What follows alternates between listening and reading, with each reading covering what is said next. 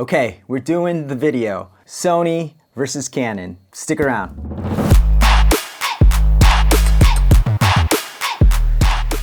Today we're going to be comparing this Sony a7C and the Canon EOS R. We're going to play a little fun game where I throw points on top of the camera and see who wins. The Sony versus Canon debate is finally going to end right here. Maybe not.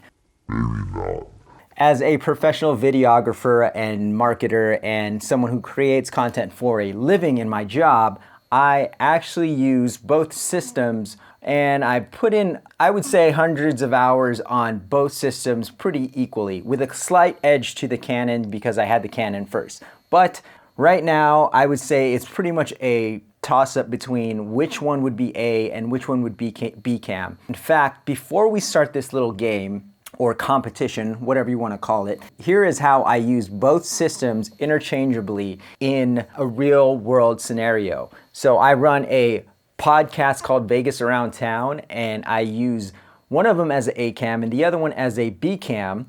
And I want to play this clip and show you the difference between the two. Or can you see a difference between the two? At the end of the video, I will show you which one's which, what setup I have for which one, and what aspect ratio I was shooting in, and frame rate. So stick around till the end of the video so I can show you which one is which. Or not, you can just literally skip to the end of the video if you want to, but don't.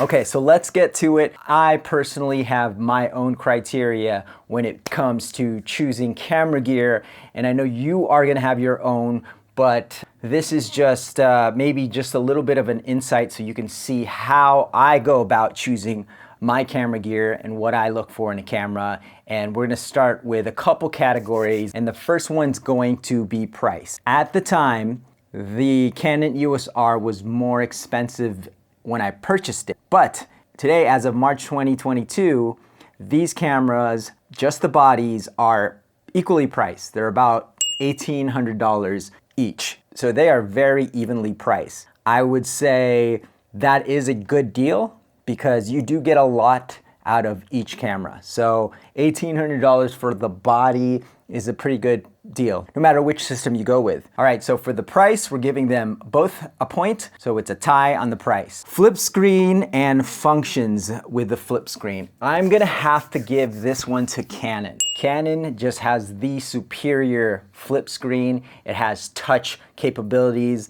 And the Sony, although they've improved their flip screen and menu system, it's still not that great. It's not that great in the sunlight. It's just not, it's hard to gauge your actual exposure on it. I have a hard time gauging my exposure without looking at the histogram. When I'm visually looking at it just like by eye, it's harder for me to actually gauge. The point will have to go to the Canon for the screen. So the next category is battery life. I shoot primarily 1080p, 60 FPS, or 24 frames per second. I will sometimes shoot in slow motion on the Sony. I will even sometimes shoot slow motion on the Canon EOS R. And the battery life has lasted me about 3 to 4 hours. I only shoot video, so this is just a video only review.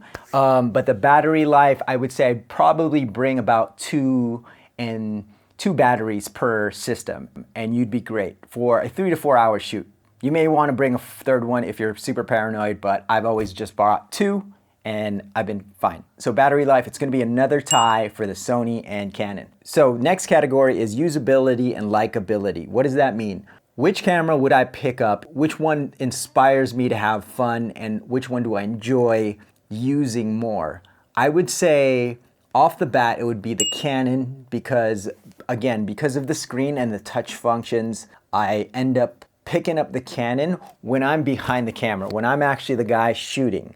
So for that, I would lean towards the Canon, especially if you're a beginner. The Canon is definitely easier to use. Ease of use, it's very intuitive, Canon. But when I shoot myself, like if the camera's on a tripod and I'm shooting myself like this, I end up using the Sony. Right now we're using the Sony ZV-1 to shoot this video, and I'm using the Sony. So that's sort of a hard category to give points to, but we're gonna give that one to the Canon. I think I kind of did a variation of this with the menu system. So the menu system on the Canon is just so much easier, so much better, and it's just really simple.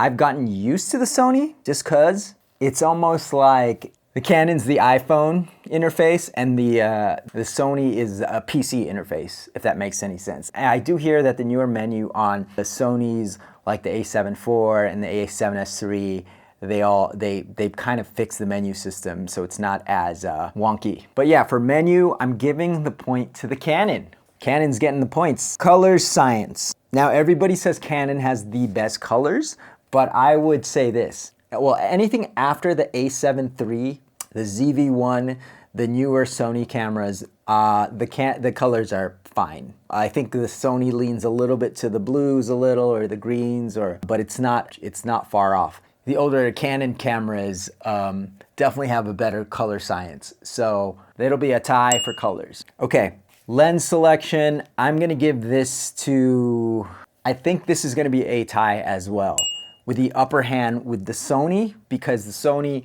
is E-mount lenses and it's one mount for all the systems, which means like the ZV-E10, which is an APS-C camera, the A600, the full frame cameras, basically the full frame cameras and the APS-C cameras all can use the lenses. And we're gonna give the point to the Sony just for that. But Canon also has a lot of EF, RF. They have so many selections. Well, it's kind of a tie, but for the sake of giving the upper hand to Sony, we're gonna give the point to Sony because of the universal E-mount adapter. I wish Canon did that too. Okay, image quality out of the EOS R and the Sony A7C. The Sony has better low light capabilities, but in perfect lighting with really good lenses, the image is pretty much on par. It's kind of a tie depending on which lens you use. Low light, hands down, the image is way less noisy in the Sony. Even in this little Sony ZV-1 beats my EOS R as far as low light, which says a lot because that's an $800 camera and this is like a, twice the price. Low light capabilities, go with the Sony. Studio lighting, daylight shooting, it's a tie. So we'll give let's give Sony a point on that one because the low light's kind of a big deal. Record limit. So this is a big deal for me because I do shoot myself a lot. And why I go with the Sony is there is no record limit. I will have a podcast that'll go on for an hour or so and it'll just roll. As long as I have memory, it'll just keep on recording. The A7C does it, the Sony ZV-1 does.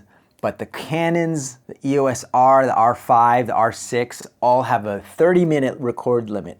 Only Canons that don't have the record limit are their camcorders and their cine cameras. The R5C, which is a hybrid mirrorless cine camera, does not have a record limit, so it seems like they're heading in the right direction, but the record limit was probably the main reason why I started even picking up the Sonys. So we're giving the point to Sony as far as record limit because more of their cameras don't have record limits. Take notes, Canon. 4K shooting, I would say this one goes to the Sony because the EOS R has a severe crop. You actually lose dual pixel autofocus on the EOS R, which totally sucks. I don't know why they did that. I think they just crippled their first mirrorless camera, but the 4K capabilities on the Sony A7C is great. It doesn't overheat when I shoot in 4K. The Sony ZV-1 is recording in 4K right now. There is no crop. You still have great autofocus. Same with the Sony ZV-1.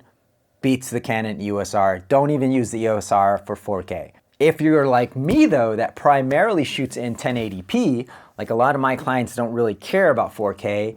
I'm shooting in 4K just because I wanted to see how the quality looks, and I'm actually trying to migrate into 4K workflow, which I said I wouldn't, but now I'm like eating my own words that I'm shooting my videos in 4K. For clients and marketing material, I shoot in 1080p, no problem. I would say go with either or. If 4K is a deal breaker for you, go with the Sonys for sure. So here is the final score. I'm just gonna sit here and let you guys process who won that one. But before you leave, I'm gonna show you the scene earlier in the video where I cut both cameras in the same sequence. Right now, you're gonna see that this two shot is actually the Sony A7C with the Tamron 17 to 28 millimeter in 4K. And this close-up of Stuart, my business partner, is shot on the 18 or 35 Sigma on the EOS R. And that's actually shot in 1080p upscaled to 4K. So that's a pretty sharp lens, and the only thing I had to do was brighten up the footage on the EOS R because my exposure was a little off. I mean, I don't know. You guys tell me. All right, guys, so that's pretty much it. You guys tell me which one you like in the comments, which one you would go for. I hope this was a helpful video for you. Like, obviously, you're gonna have your own criteria when it comes to choosing cameras. But again, guys, it's not really about the gear. It's about your composition, your subject, your framing, your lighting. But hopefully this gave you a little bit of insight from someone who shoots with both cameras and both systems. And hope you found it useful. If you did, make sure to like and subscribe. I will talk to you guys in the next one.